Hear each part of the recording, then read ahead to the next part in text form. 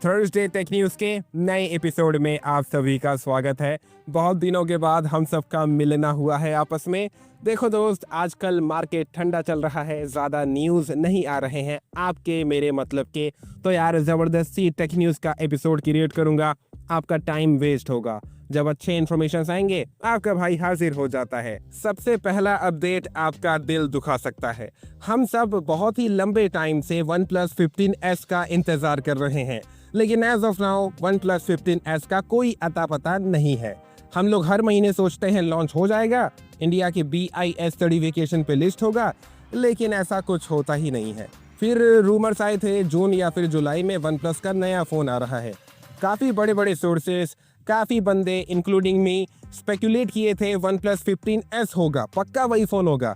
लेकिन नहीं मेरे भाई, वो OnePlus का कोई और फ़ोन है। OnePlus एक नया स्मार्टफोन सीरीज रिलीज कर रहा है। Amazon के लिए रहेगा OnePlus N सीरीज। इसके अंदर में 20,000 रुपये 30,000 रुपये के फ़ोन्स आपको देखने को मिलेंगे।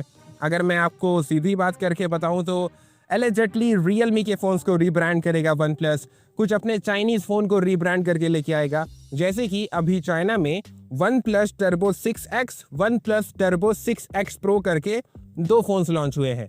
OnePlus Turbo 6X मुझे ठीक से याद है तो OnePlus Nord CE6 Lite का रीबैज्ड वर्जन है, और OnePlus Turbo 6X Pro एक नया स्मार्टफोन है। तो ये जो प्रो वेरिएंट है यही इंडिया में आएगा OnePlus के N सीरीज के अंदर में जुलाई के महीने में।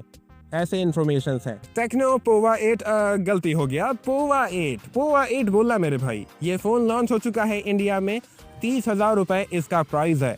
मैं बस उन यूट्यूबर्स से, टेक क्रिएटर से कहना चाहता हूँ, इस फ़ोन के ऊपर अगर वीडियो बना रहे हो, शॉर्ट बना रहे हो, एटलीस्ट किसी भी तरीके से अपने ऑडियंस को बता दो, इशारा कर दो भैया ये पेड कोलैबोरेशंस हैं। मैं जनरली ऐसा करता हूँ। इनफैक्ट आप मेरे भाई लोग इतने स्मार्ट हो, आपको पता चल जाता है, उल्टा आप लोग खुश हो जाते हो, सुफियान भाई का दाल रोटी का जुगाड़ हो गया। एंड मैं कोशिश यही करता हूँ किसी ना किसी तरीके से बता दूँ भैया ये कोलैबोरेशंस मैंने किए हैं, ये प्रमोशंस हैं। घुमा फिरा कर इतनी सी बात है, आप भी जानते हो, मैं भी जानता हूँ, जैसे स्पेसिफिकेशंस ये फ़ोन दे रहा है, 30,000 रुपये के फ़ोन्स ऐसे स्पेसिफिकेशंस नहीं देते हैं। हाँ, मेमोरी चिप शॉर्टेज का प्रॉब्लम चल रहा है। आप ब्रांड्स अपने स्मार्टफोन्स के प्राइजेस को इंक्रीज करके लॉन्च कर रहे हो, ऊपर से हर 1-2 महीने में प्राइस इंक्रीज कर देते हो एलिजेटली, उसके बाद ऐसे स्पेसिफिकेशंस मिल रहे हैं। हम लोग बेवकूफ़ हैं, हम लोग इतना पैसा दे रहे हैं तो स्पेसिफिकेशंस भी पहले जैसे रखो ना। क्यों हमें 15-16 हज़ार रुपए के स्मार्टफोन्स के स्पेसिफिकेशंस 30,000 रुपए में दे रहे हो? Just because memory chip shortage का प्रॉब्लम है। अरे बंदे पैसे तो दे रहे हैं ना, तो पैसे जब दे रहे हैं तो स्पेसिफिकेशंस भी वैसे मिलने चाहिए ना। मुझे ये बेसिक लॉजिक समझ नहीं आ रहा है। पिछले हफ्ते टेक न्यूज़ आया नहीं था, Xiaomi 17T लॉन्च हुआ है इंडिया में। मैं बस आपसे ये कहना चाहता हूँ, जो बंदे Xiaomi 17T के चक्कर में पड़े हैं, भाई Vivo X200T के तरफ क्यों नहीं जाते हो? Vivo X200T में तो बेहतर चीज़ें मिलती हैं, उसको जाकर खरीदो ना। और यार Motorola Edge 70 Pro Plus करके फ़ोन लॉन्च हुआ है।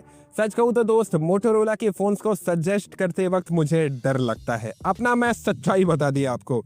लेकिन यार करंट मार्केट का जो हाल है, ये फ़ोन अच्छी चीज़ें दे देता है, लेकिन आपको ऑल्टरनेटिव्स की तरफ भी देखना चाहिए, जैसे कि Poco X8 Pro Max, OnePlus 15R, ये कुछ अच्छे ऑल्टरनेटिव्स हैं। अदरवाइज थोड़ा सा पैसा लगाकर Vivo X200T ले लो, या फिर थोड़ा सा पैसा कम करके कोई अच्छा फ़ोन जैसे कि Motorola Edge 70 Pro ले लो। बस मेरे भाई, सार्केज़म था, आई होप कि आप समझ गए होंगे। iOS 27 के अंदर में बंदों ने झांका झुकी करा, जिसके थ्रू एप्पल के फोल्डेबल फ़ोन के बारे में कुछ अच्छे इन्फॉर्मेशंस मिले हैं। जैसे कि जो एप्पल का फोल्डेबल फ़ोन होगा, उसका जो हिंज मैकेनिज्म होगा वो काफ़ी यूनिक होगा। सिचुएशन के हिसाब से, एंगल के हिसाब से क्रीज को एडजस्ट करेगा, एंड आपको काफ़ी इनविजिबल क्रीज देखने को मिलेगा। वो जो बीच में सिलवट होता है एकदम ना के बराबर होगा। अगर एप्पल के फोल्डेबल फ़ोन को बंदा बंद करके यूज़ करता है कवर डिस्प्ले के थ्रू, तो iOS की तरह बिहेव करेगा। खोल कर यूज़ करता है तो iPad OS के जैसे बिहेव करेगा। और भी अच्छे डिटेल्स पता चले हैं, वो आपको दिखा दूंगा मैं बस ये कहना चाहता हूँ, हम जैसे भी हों, एप्पल हमें जैसा भी लगता हो, लेकिन एप्पल की चीज़ों को लेकर इन्फॉर्मेशन जानने में उत्सुकता तो रहता ही है। जैसे कि एप्पल का WWDC हुआ, हम लोगों को कोई मतलब नहीं है, लेकिन फिर भी बहुत सारे बंदे देखने गए। बस यार अंदर में चुल रहती है, एप्पल क्या करेगा। क्या मतलब है आप एप्पल के WWDC इवेंट का हाईलाइट वीडियो देख रहे हो? अगर आप नहीं देखे हो, जानना चाहते हो, मिस्टर हुज द बॉस का ये वाला वीडियो देख लेना, हिंदी में ये वाला वीडियो देख लेना, जाकर देखो, आपको अच्छी अच्छी चीज़ें पता चलेंगी, क्योंकि इस बारी एप्पल बहुत मेहनत किया है, थैंक्स टू गूगल का जेमिनी। समझ गए? समझ रहे हो? Samsung Galaxy S26 fan addition के इंतज़ार में हो। इस फ़ोन के लाइव फोटोज आ चुके हैं, देख लो। जैसा कि मैंने कहा था, S26 के जैसे ही दिखाई देगा। वैसे ये फ़ोन बहुत ही जल्द तो नहीं, लेकिन थोड़ा सा टाइम लगेगा लॉन्च होने में। मैं बस ये कहना चाहता हूँ, एज ऑफ नाउ जब ये फ़ोन लॉन्च होगा तो इसके चक्कर में मत पड़ना, क्योंकि काफ़ी हाई फाई प्राइस पे लॉन्च होगा।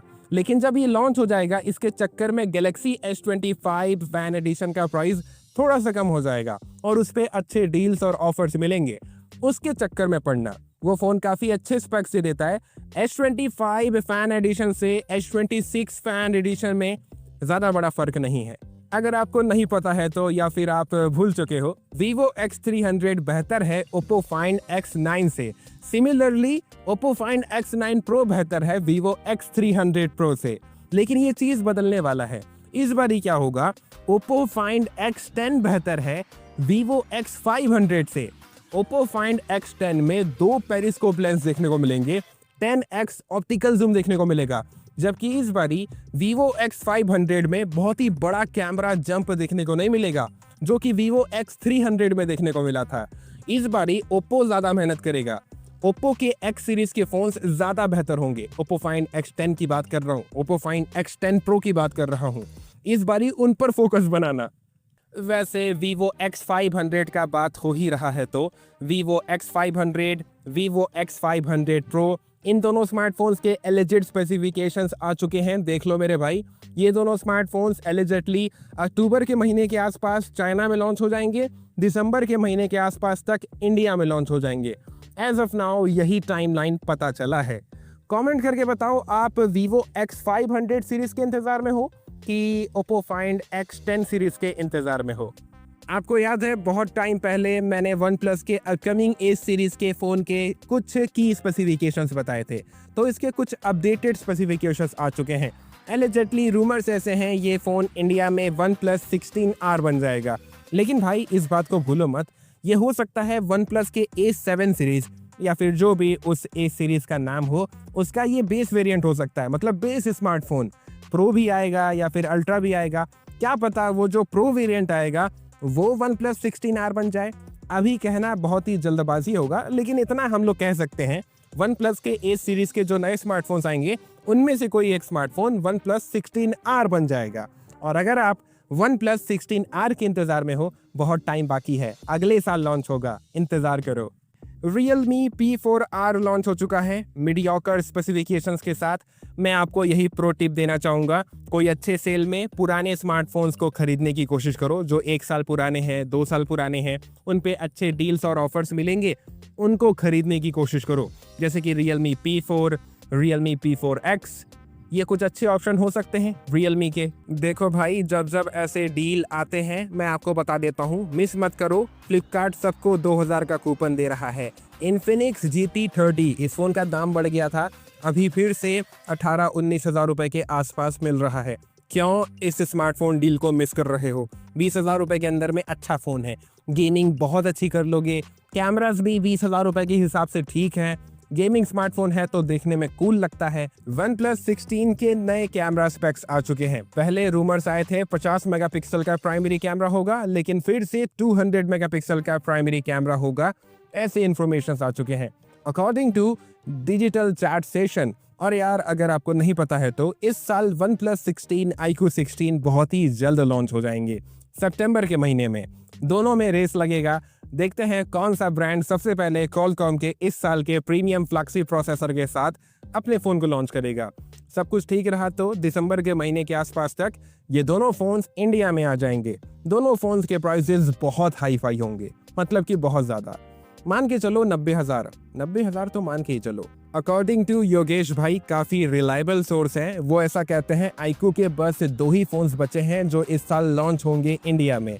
देखो यार, एक हो जाएगा iQOO Z11 जो इसी महीने लॉन्च हो जाएगा, दूसरा हो जाएगा iQOO Z11 Lite बस मेरे भाई यही दो फ़ोन हैं। किस्मत अच्छी रही तो iQOO 16 दिसंबर के महीने में इंडिया में आ जाना चाहिए, लेकिन एज ऑफ नाउ योगेश भाई की मानो तो बस यही दो फ़ोन हो सकते हैं। वैसे ये दो फ़ोन मैंने गेस किए हैं क्योंकि सर्टिफिकेशन में यही घूम रहे हैं, ठीक है।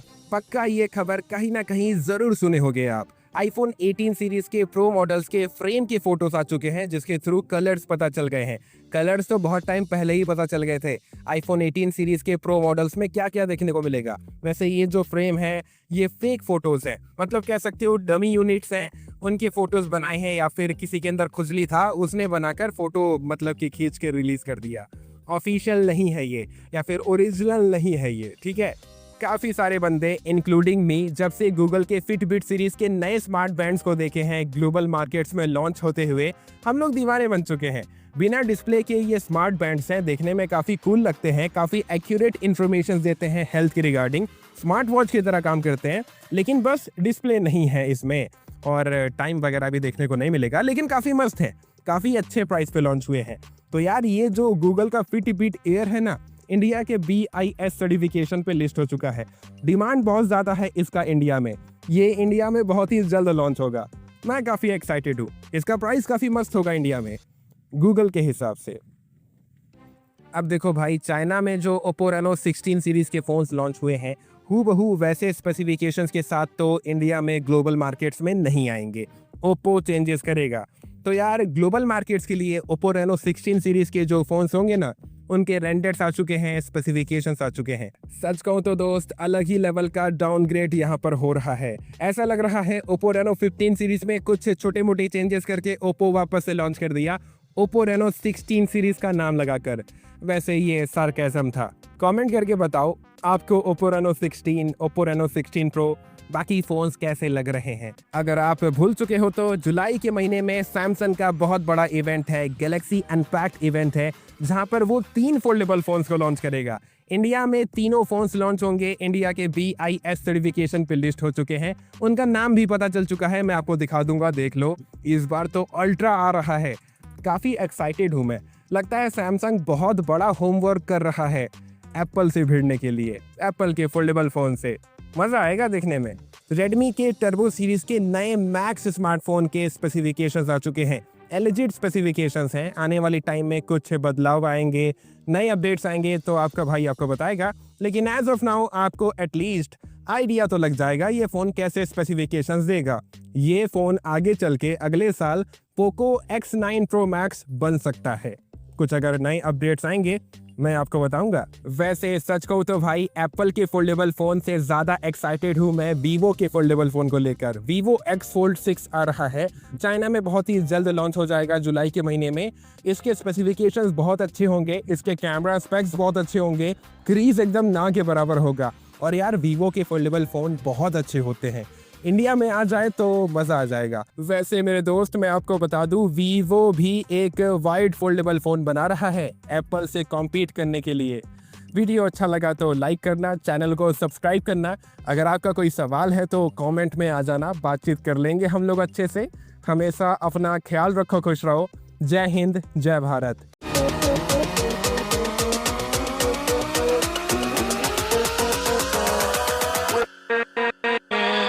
with